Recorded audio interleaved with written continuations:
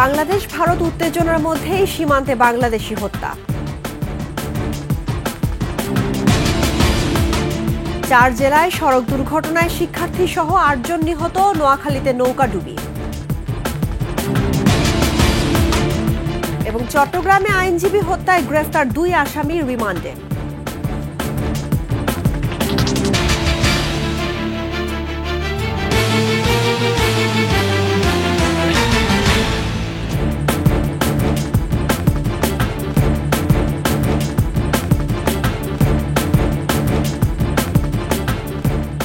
শুনছিলেন সংবাদ শিরোনাম। আমন্ত্রণ 21 দেশের সংবাদে, আপনাদের সঙ্গে আছি রাহনুমা রাহি। দর্শক, 21 টেলিভিশনের সংবাদ একই সাথে সরাসরি দেখতে পাবেন আমাদের ফেসবুক পেজ www.facebook.com/2124 অনলাইনে। এছাড়া সাবস্ক্রাইব করতে পারেন www.youtube.com/@21etv চ্যানেলে। বাংলাদেশ ভারত উত্তেজনার মধ্যেই ভারতীয় সীমান্তরক্ষী বাহিনী বিএসএফ এর গুলিতে পঞ্চগড়ে নিহত হলেন এক বাংলাদেশি। ভোরে উপজেলার হারিভাষার মোমিনপাড়া ও ভারতের সিংপাড়া সীমান্তের মাঝামাঝি এলাকায় হত্যার ঘটনাটি ঘটে। সন্তানকে হারিয়ে দিশেহারা বাবা মা। পঞ্চগড় প্রতিনিধির তথ্য ছবিতে ডেস্ক রিপোর্ট। নীলফামারীর 56 বিজিবি ব্যাটালিয়ন জানায়, পঞ্চগড় সদর উপজেলার সীমান্তে রাতে কয়েকজন বাংলাদেশির সাথে ভারতে গরু আনতে যায় আনোয়ার হোসেন। ভোরের দিকে গরু নিয়ে ফেরার সময় বিএসএফ সদস্যরা তাদের উপর গুলি চালায়। ঘটনাস্থলেই নিহত হন আনোয়ার। পরে তার মরদেহ নিয়ে যায় বিএসএফ। এদিকে নিহত আনোয়ারের তেঁতুলিয়ার দেবনগরের বাড়িতে চলছে শোকের মাতম। ভেঙে পড়েছে তার অসুস্থ বাবা রফিকুল ইসলাম ও মা আনোয়ারা বেগম। আনোয়ারের স্ত্রী লিপি আক্তার ও তার 4 বছরের শিশুকন্যা আলিফের কান্না থামছে না। আমি আছি বাসায়, সে বলে কিন্তু চলে গেছে, আর আসেনি। কালকে বাসায় ছিল, কথা বলছে আমার সাথে। ওরা তো আমাকে খাওয়ায়, কাজকর্ম করে খাওয়ায়। কালকে আজকে সকালবেলা আমি শুনছি কোন জায়গায় যায় মারা গেছে।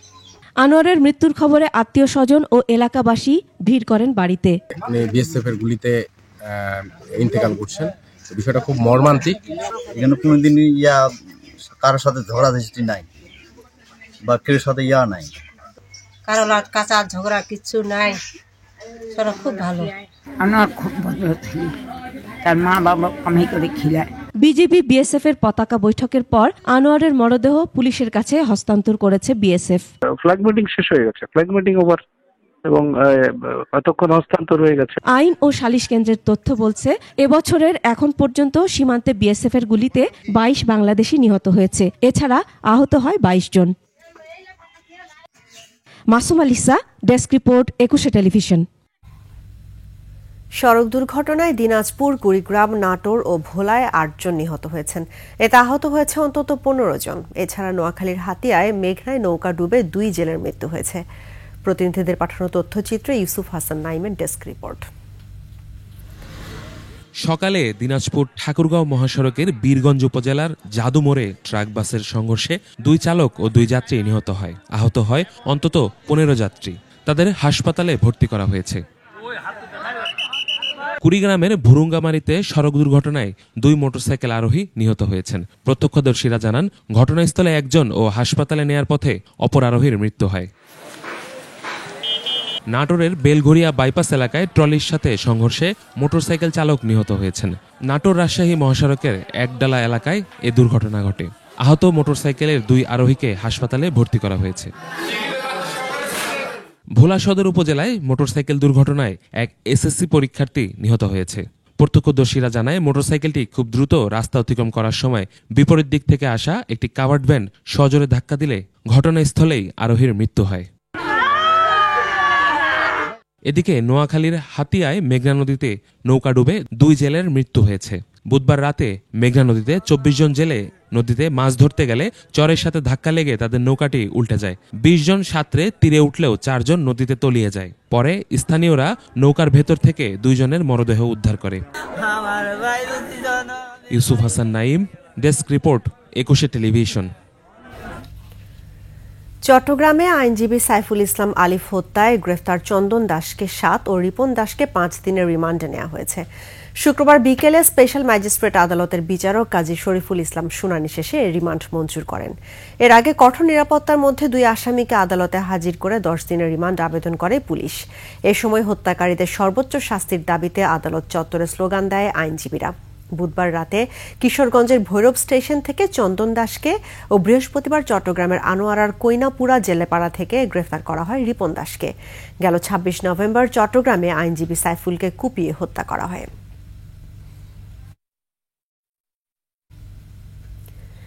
সংখ্যালঘুদের নিয়ে ষড়যন্ত্র মোকাবেলায় দেশের বিভিন্ন স্থানে সম্প্রীতি সমাবেশ করেছে স্থানীয় বিএনপি। সকালে মোংলায় সমাবেশের আয়োজন করেন জেলা বিএনপি। এতে সকল সম্প্রদায়ের মানুষ যোগ দেন। এ সময় সাম্প্রদায়িক সম্প্রীতি বজায় রেখে দেশের উন্নয়ন অগ্রযাত্রায় একসাথে কাজ করার আহ্বান জানান বক্তারা। দুপুরে হিলি উপজেলা বিএনপি আয়োজিত সভায় বিএনপির স্থায়ী কমিটির সদস্য ডাক্তার AZM জাহিদ হোসেন যে কোনো ষড়যন্ত্র মোকাবেলায় সবাইকে সোচ্চার হওয়ার আহ্বান জানান। এদিকে দীর্ঘ 16 বছর পর মৌলভীবাজারের শ্রীমঙ্গলে উপজেলা ও পৌর বিএনপির উদ্যোগে কর্মী সভা অনুষ্ঠিত হয়েছে।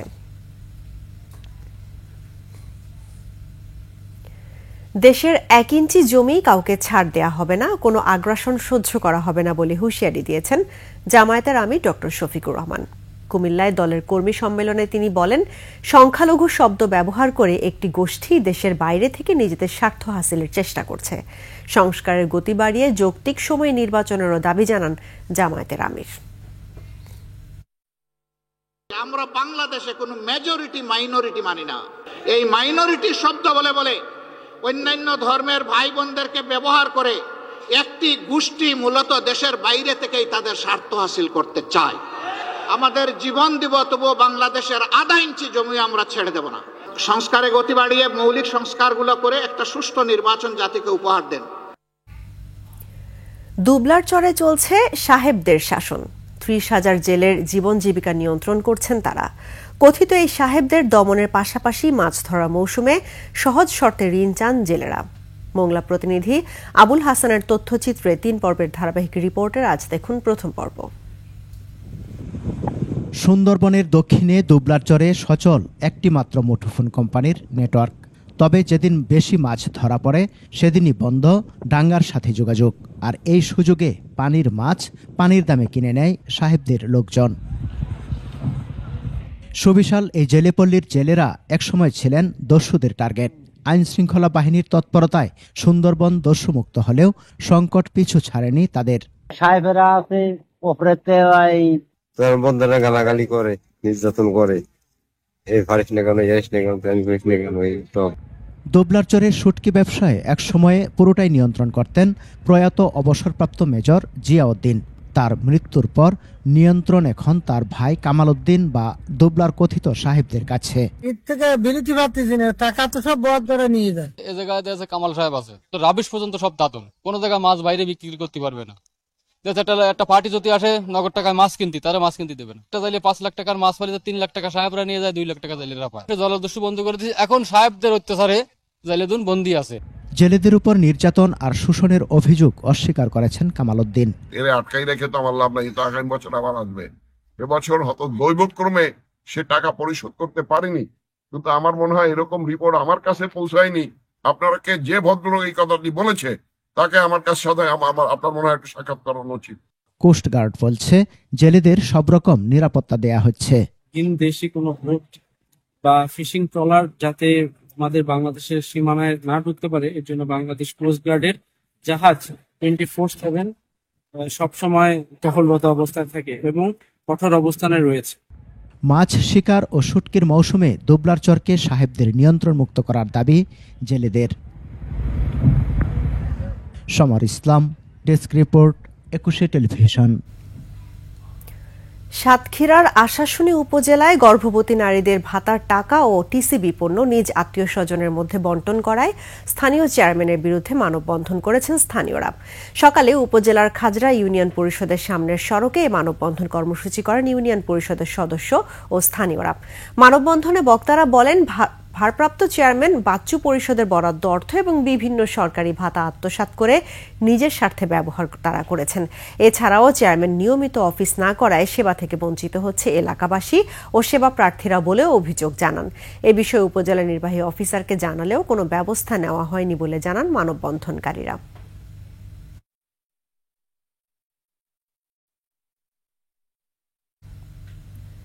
নাটোরের আহমেদপুর নাটোর ঢাকা পাবনা মহাসড়ক অবরোধ করে বিক্ষোভ করেছে আশ্রয়ণ প্রকল্পের ঘর বরাদ্দ না পাওয়া গৃহহীনরা। দুপুর 12:30 থেকে 2:30 পর্যন্ত এই অবরোধ কর্মসূচি পালন করেন তারা। অভিযোগ, যাদের বাড়িঘর আছে তাদের ঘর বরাদ্দ দেওয়া হয়েছে, ভূমিহীন যারা এই আশ্রয়ণ প্রকল্পে বসবাস করেছে তাদের বঞ্চিত করা হয়েছে। এতে সড়কের দুই পাশে যানজটের সৃষ্টি হয়। খবর পেয়ে জেলা প্রশাসনের ঊর্ধ্বতন কর্মকর্তা, পুলিশ ও সেনা সদস্যরা ঘটনাস্থলে গিয়ে অবরোধকারীদের সরিয়ে দিলে যান চলাচল স্বাভাবিক হয়।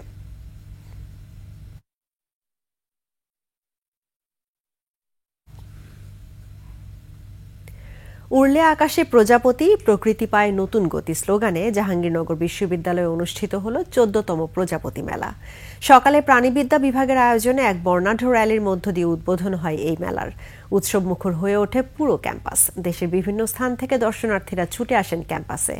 মেলা উপলক্ষে শিশু কিশোরদের জন্য ছিল ছবি আঁকা প্রতিযোগিতা, কুইজ প্রতিযোগিতা, আলোকচিত্র প্রতিযোগিতা, ডকুমেন্টারি প্রদর্শনী, প্রজাপতির হাট দর্শন, ঘুড়ি ওড়ানো সহ নানা আয়োজন।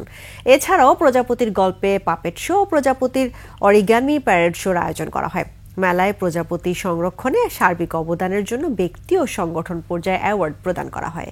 জাহাঙ্গীরনগরে 110 প্রজাতির প্রজাপতি পাওয়া গেলেও বর্তমানে 55 থেকে 60 প্রজাতি দেখা যায়। প্রজাপতির এই বিলুপ্তি রোধে এবং জনসচেতনতা বাড়াতেই এ ধরনের আয়োজন বলে জানান আয়োজকরা।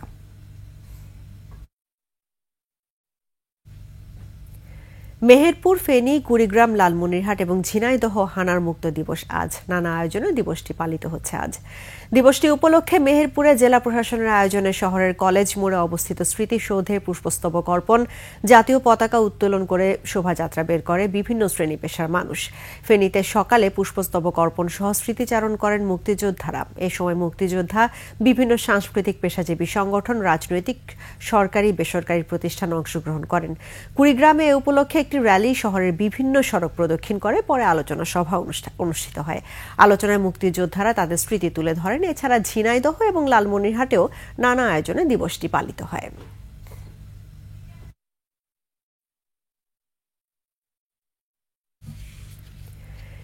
সংবাদ শেষ করছি রংপুরের 11 জোড়া টুইন বেবির খবর দিয়ে। রংপুর বদরগঞ্জ সরকারি প্রাথমিক বিদ্যালয়ে পড়াশোনা করে 11 জোড়া যমজ শিক্ষার্থী। তাদের লেখাপড়া, জীবনযাপন ও আচার আচরণ নিয়ে সবার কৌতূহলের শেষ নেই যেন।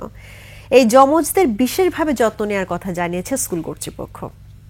রংপুর প্রতিনিধি লিয়াকত আলী বাদলের তথ্য ও আলী হায়দার রনির ছবিতে। বাকিটা দেখুন ডেস্ক রিপোর্টে।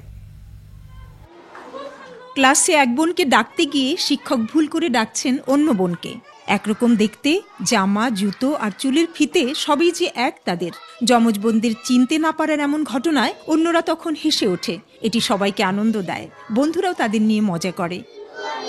শুধু ক্লাসেই নয়, বাড়িতেও পরিবার ও স্বজনরা ভুল করেন তাদের চিনতে। একরকম পোশাক পরা যমজ মেয়েদের মা বাবাও ঠিক চিনতে পারেন না অনেক সময়। ওর বাবা একটু চিনতে একটু করে, মানে বলতে পারে না কে রায় কে রূপন্তী, কিন্তু আমি চিনি, তারপরেও মাঝে মধ্যে একটু ভুল হয়ে যায়। এক বোন পারছে, একজন পারছে না, একজন কিন্তু চালাক আর একজন একটু কথা কম বলে। যমজ ছেলে সন্তানের মা জানান, তার ছেলেরাও একসঙ্গে খেলতে চায়, পড়তে চায়। ঝগড়া করলেও একটু পরেই মিলে যায় তারা। আমার বাচ্চারা ভালো, ওই ওক ছাড়া খেলে না, ওই ওক ছাড়া খেলে না। ওদেরকে সবকিছু সেম জিনিস কিনে দিতে লাগে। স্কুলের শিক্ষিকা জানান, তার ক্লাসে 3 জোড়া যমজ শিশু। এসব শিশুরা মেধাবীও। রাইকে যখন ডাকতেছি যে রাই খাতা দেখাও আমাকে, বলে যে না আমি রূপন্তী। কে অরূপ আর কে নীরব, তাদের শনাক্ত করতে একটু কষ্ট হয়।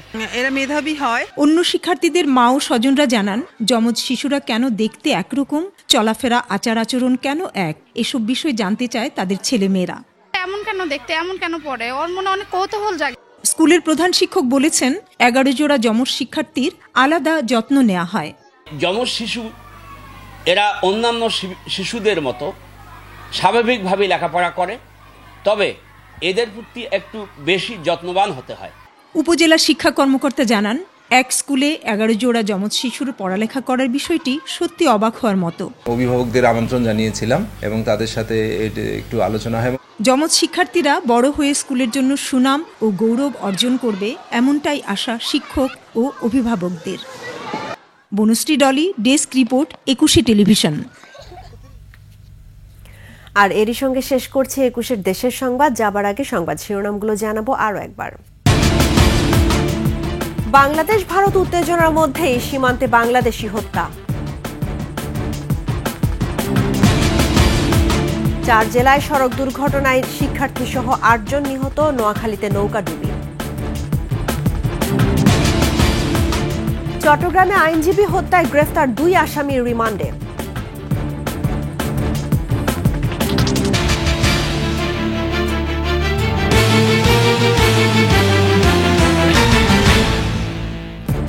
দর্শক, 21 সর্বশেষ খবর জানতে ডায়াল করুন 2021 নম্বরে আর ভিজিট করুন 21-tv.com এই ওয়েবসাইটে।